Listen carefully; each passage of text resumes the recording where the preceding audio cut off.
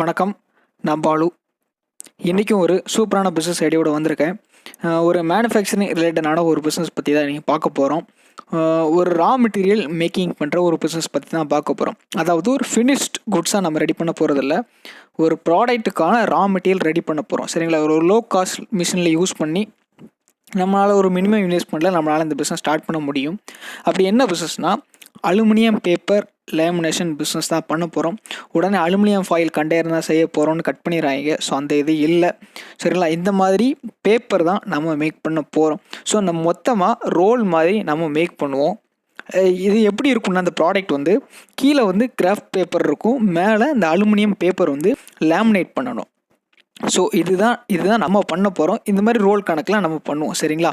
So இந்த paper வந்து நீங்கள் பார்த்துருக்கூடிய நிறைய சான்ஸ் இருக்குது. எங்கே பார்த்துருப்பீங்கன்னா, ஹோட்டலில் இப்போ இந்த பிளாஸ்டிக்லாம் பேன் பண்ணதில் இருந்து ஃபுல்லாக இந்த பேப்பர் தான் பார்சல் பண்ணுறதுக்கு அதிகமாக யூஸ் பண்ணுறாங்க.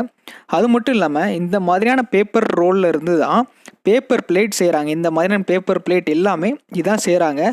ஸோ இந்த பேப்பர் பிளேட்டுக்கு ரா மெட்டீரியலே இதுதான்.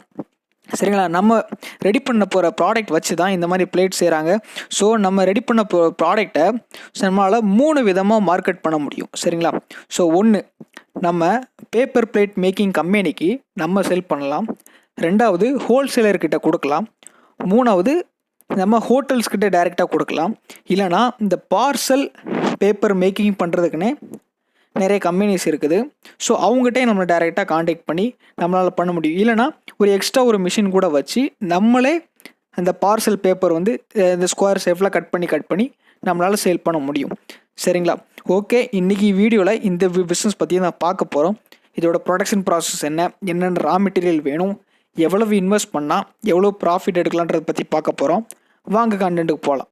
முதல்ல நம்ம ப்ரொடக்ஷன் ப்ராசஸ் பார்க்குறதுக்கு முன்னாடி என்னென்ன ரா மெட்டீரியல் வேணும் அப்படின்னு பார்த்துடலாம். முதல்ல கிராஃப்ட் பேப்பர்னால் நம்ம அந்த கீழே இருக்கிற ப்ரௌன் கலர் ஷீட் தான் நம்மளுக்கு கிராஃப்ட் பேப்பர்னு சொல்லுவோம். மினிமம் சைஸில் நம்ம வாங்கிக்கணும். மினிமம் சைஸில் மினிமம் mm. அதுக்கப்புறம் மேலே லேமினேட் பண்ணுறதுக்கு அலுமினியம் பேப்பர் ரோல். ஸோ இது ரெண்டும் தான் நம்மளுக்கு ரா மெட்டீரியல். மினிமம் சைஸில் நம்ம இருக்கிற மாதிரி நம்ம பார்த்து வாங்கிக்கணும். அதுக்கப்புறம் மிஷின் பார்க்கும்போது பேப்பர் லேமினேஷன் மிஷின். ஸோ லிங்க்கு கூட கீழே இருக்குது, நீங்கள் பார்த்துக்காங்க. Machine link and raw material link கீழே இருக்குது, நீங்கள் பார்த்துக்காங்க. இந்த aluminium lamination paper roll make பண்ணுறதுக்கான ப்ரொடக்ஷன் ப்ராசஸ்ன்னு பார்க்கும்போது பெருசாலாம் எதுவுமே இல்லை. நம்ம 2 ரா மெட்டீரியல் சேர்த்து மிஷினில் கொடுக்கணும். ஸோ மிஷினில் வந்து இந்த பேப்பருக்கு மேலே இந்த அலுமினியம் பேப்பரை லேமினேட் பண்ணி கொடுத்துரும். ஸோ மிஷினோட ஒர்க்குன்னு பார்த்தோன்னா இவ்வளவு தான். ஸோ நம்மளுக்கு கம்மு வந்து எதுவுமே தேவையில்லை. இந்த முழு ப்ராசஸுமே ஹீட் ப்ராசஸ் மூலமாக நம்மளுக்கு லேமினேட் பண்ணி கொடுத்துரும். ஸோ பெரிய பெரிய ரோலாகவே நம்மளுக்கு வெளியே வந்துடும். ஸோ ப்ரொடக்ஷன் ப்ராசஸ்ன்னு பார்த்தோன்னா எவ்வளோ தான். நம்ம வந்து தனித்தனியாக கொடுக்கணும். கிராஃப்ட் பேப்பர் தனியாகவும் அலுமினியம் பேப்பர் தனியாக கொடுத்தோன்னா அது ரெண்டுத்தையும் ஒன்றா வச்சு லேமினேட் பண்ணி ஒரே ரோலாக மேக் பண்ணி கொடுத்துரும். ஸோ இவ்வளோ தான் நம்மளுக்கு ப்ரொடக்ஷன் ப்ராசஸ். ஸோ இப்போது நம்ம இதை வந்து எப்படி நம்ம சேல் பண்ண முடியும்னா, பேப்பர் பிளேட் கம்பெனிஸுக்கு ரா மெட்டீரியலாக சேல் பண்ணலாம். இந்த நம்ம ரெடி பண்ணுற பேப்பரை அவங்க பேப்பர் பிளேட்டாக ரெடி பண்ணிடுவாங்க. இல்லைன்னா இந்த பேப்பர் பார்சல் ரெடி பண்ணுற கம்பெனிக்கு செல் பண்ணலாம்.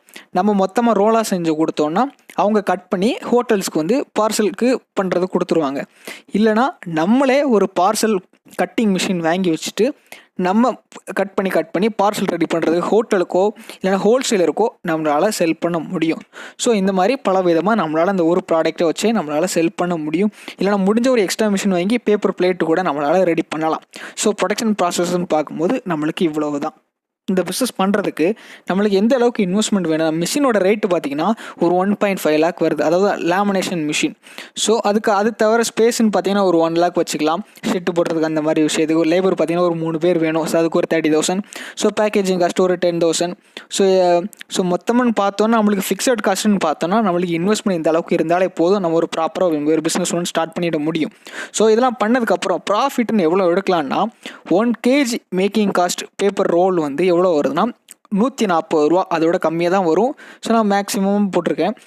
பட் நம்மளோட மாஸ் ப்ரொடக்ஷனாக பண்ணும்போது இதோட நம்மளுக்கு கம்மியாக சான்ஸ் இருக்குது. 1 kg செல்லிங் காஸ்ட் எவ்வளோக்குன்னா 180 ரூபா வரைக்கும் நம்மளால் செல் பண்ண முடியும். ஸோ 1 kgக்கு மினிமம் ஒரு 30 to 40 rupees வரைக்கும் நம்மளால் ப்ராஃபிட்னு எடுக்க முடியும்.